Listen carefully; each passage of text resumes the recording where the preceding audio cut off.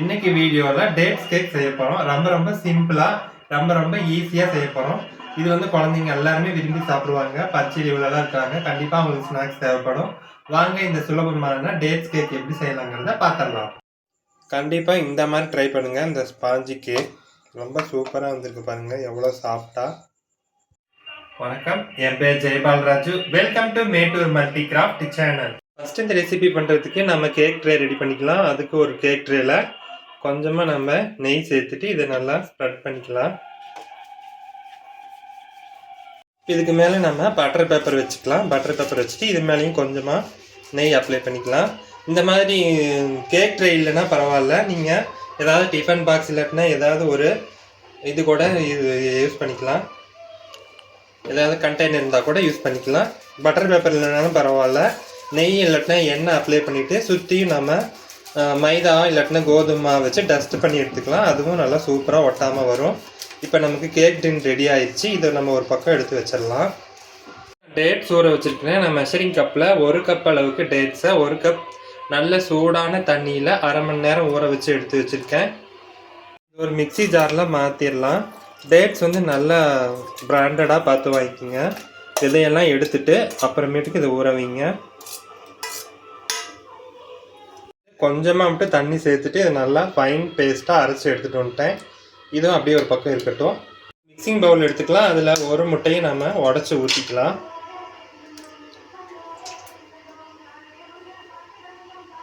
கூட வந்து அரை கேப் அளவுக்கு நம்ம சர்க்கரை சேர்த்துக்கலாம். நான் வந்து நாட்டு சர்க்கரை சேர்த்துருக்குறேன். நீங்கள் ஒயிட் சுகர் யூஸ் பண்ணுறதுனாலும் யூஸ் பண்ணிக்கலாம். இப்போ இது எல்லாத்தையும் சேர்த்து நல்லா ஒரு வாட்டி ஈவனாக நல்லா மிக்ஸ் பண்ணிடலாம்.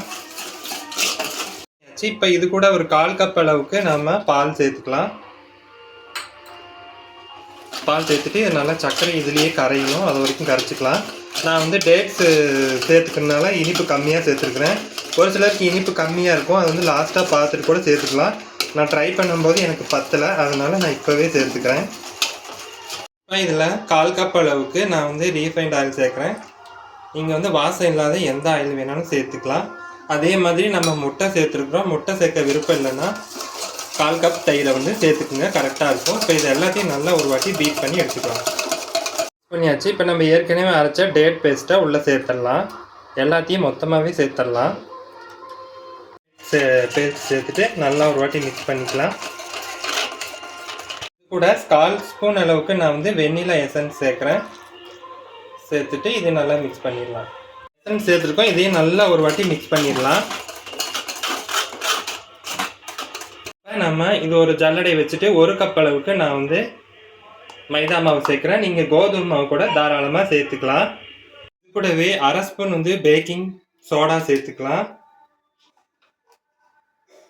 1 ஸ்பூன் அளவுக்கு பேக்கிங் பவுடர் சேர்த்துட்டு இதை நல்லா ஜலிச்சு எடுத்துக்கலாம் ஒரு வாட்டி. இப்போ இதை நம்ம ஒரே சைடாக இந்த மாதிரி மிக்ஸ் பண்ணிக்கலாம். எக்ஸ்ட்ரா தண்ணியோ எண்ணெயோ எதுவும் சேர்க்க தேவையில்ல. நம்ம சேர்த்தது கரெக்டாக இருக்கும். இதே மாதிரி ட்ரை பண்ணுங்கள். இப்போ இது கட்டி இல்லாமல் ஒரே சைடாக இந்த மாதிரி கலந்து விட்டுக்கலாம். இப்போ பார்த்தீங்கன்னா நமக்கு கேக் பேட்டர் இந்த மாதிரி நல்லா வந்திருக்கு பாருங்கள், கரெக்டாக இருக்குது பாருங்கள். இது மாதிரி தான் இருக்கணும். இப்போ நான் இது கூட கொஞ்சமாக டேட்ஸு சின்னதாக கட் பண்ணி வச்சுருக்கேன், அதை சேர்க்குறேன். கொஞ்சமாக கிஸ்மிஸ் வச்சுருக்கேன், அதையும் இதோட சேர்த்துக்கிறேன். இது வந்து இடையில கடிப்படும் போது நல்லாயிருக்கும், அதுக்காக தான் சேர்க்குறேன். நீங்கள் என்ன நட்ஸு வேணாலும் சேர்த்துக்கலாம், அதெல்லாம் உங்கள் விருப்பம்தான். கேக் பேட்டர் ரெடி ஆயிடுச்சு. இப்போ நம்ம இதில் ஏற்கனவே நம்ம நெய் அப்ளை பண்ணி வச்சுருந்த ட்ரேயில் சேர்த்துடலாம். சேர்த்தாச்சு. இது நல்லா ஒரு வாட்டி நல்லா ஈவனாக இந்த மாதிரி பண்ணிவிட்டு 2-3 வாட்டி இப்படி டேப் இப்போ பண்ணிக்கலாம். அப்போ தான் வந்து ஏர் பபிள்ஸ் எல்லாம் வெளியே வரும். கொஞ்சமாக பாதாம் வச்சுருக்கேன், அதை தூவிடுறேன். நான் வந்து கொஞ்சம் மைதாவில் டிப் பண்ணி போடுறேன். இப்போ ஒரு குக்கரை வந்து நான் ஒரு 10 நிமிஷமாக ப்ரீ ஹீட் பண்ணி வச்சுருக்கேன் மீடியம் ஃப்ளேமில். இது உள்ள ஸ்டாண்டு போட்டு வச்சுருக்கேன். இதுக்குள்ளே நான் வச்சுட்டு காமிக்கிறேன். இந்த மாதிரி சென்டராக வச்சிடணும். இந்த குக்கரில் எந்த பக்கமும் டச் ஆகாத மாதிரி வச்சுட்டு நம்ம குக்கரை மூடி போட்டு விசில் எதுவும் போட தேவையில்ல. இது வந்து நல்லா சிம்மிலேயே வந்து 35லேருந்து 40 நிமிஷம் ஆகும். அப்புறம் பார்க்கலாம். 10 நிமிஷம் ஆயிடுச்சு. ஓப்பன் பண்ணி பார்க்கலாம். சூப்பராக வந்திருக்கு பாருங்க. இப்போ ஒரு கத்தி விட்டு பார்க்கலாம்.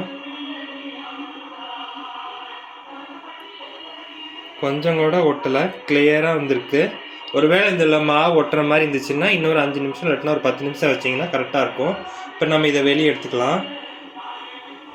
இது வந்து நல்லா ஃபுல்லாக கூலிங் ஆகணும். கூலிங் ஆனதும் நம்ம இதை டீமோல்ட் பண்ணிக்கலாம். முழுமையாக ஆறிடுச்சு. சைடில் இந்த மாதிரி கொஞ்சமாக எடுத்து விட்டுட்டு நாம் டீமோல்ட் பண்ணிக்கலாம். தட்டில் வச்சுட்டு காமிக்கலாம்.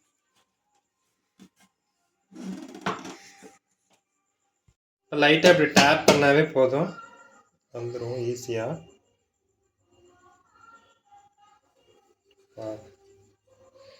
பேப்பரையும் எடுத்துடலாம். தேவையான ஷேப்க்கு இது பீஸ் பண்ணி எடுத்துக்கலாம். பாரு, கத்தி இறங்கும் போதே உங்களுக்கு தெரியும் இது எவ்வளோ சாஃப்டாக இருக்குன்னு.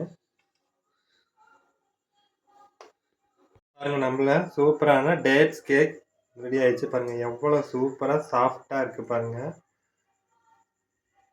இப்போ இது நான் இதை ஒன்று கட் பண்ணி காமிக்கிறேன் பாருங்க. ரொம்ப சாஃப்டாக சூப்பராக இருக்கும் சாப்பிட்றதுக்கு. இந்த வீடியோ பிடிச்சிருந்தா லைக் பண்ணி, ஷேர் பண்ணி, கமெண்ட் பண்ணுங்க. மறக்காம நம்ம சேனலை இது வரைக்குமே சப்ஸ்கிரைப் பண்ணலன்னா சப்ஸ்கிரைப் பண்ணிக்கோங்க. மீண்டும் அடுத்த வீடியோவில் சந்திக்கலாம். நன்றி, வணக்கம்.